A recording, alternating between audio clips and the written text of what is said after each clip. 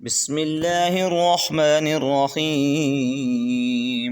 والنازعات غرقا والناشطات نشطا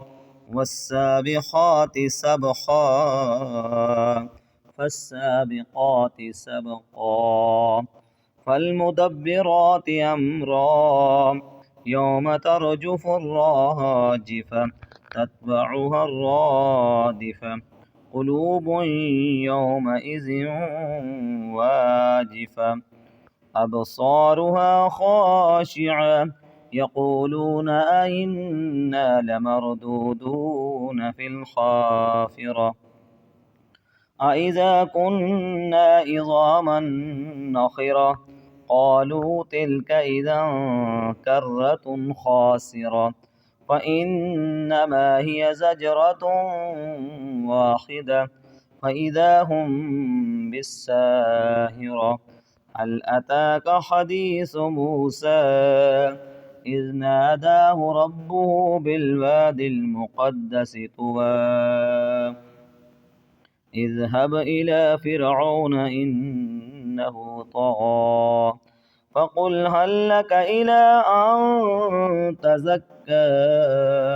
وأهديك إلى ربك فتخشى فأراه الآية الكبرى فكذب وعصى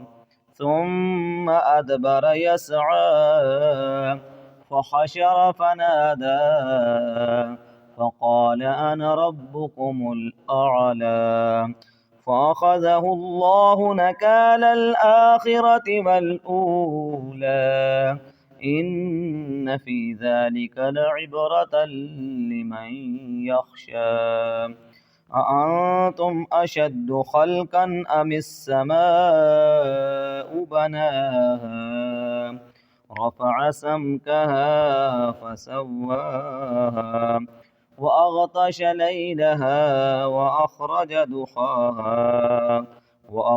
ليلها وأخرج دحاها والأرض بعد ذلك دحاها أخرج منها ماءها ومرعاها والجبال أرساها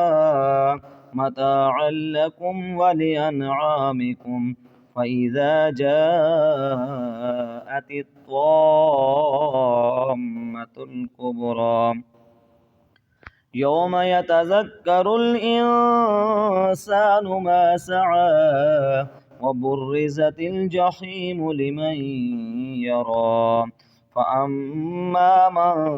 طغى وآثر الحياة الدنيا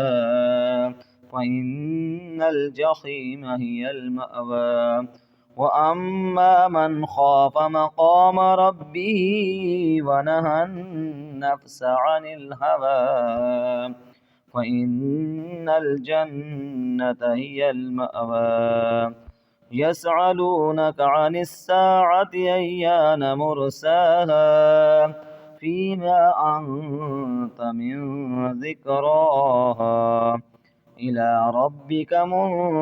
منتهاها إنما أنت منذر من يخشاها كأنهم يوم يرونها لم يلبثوا إلا عشية أو ضحاها آمنت بالله صدق الله العظيم.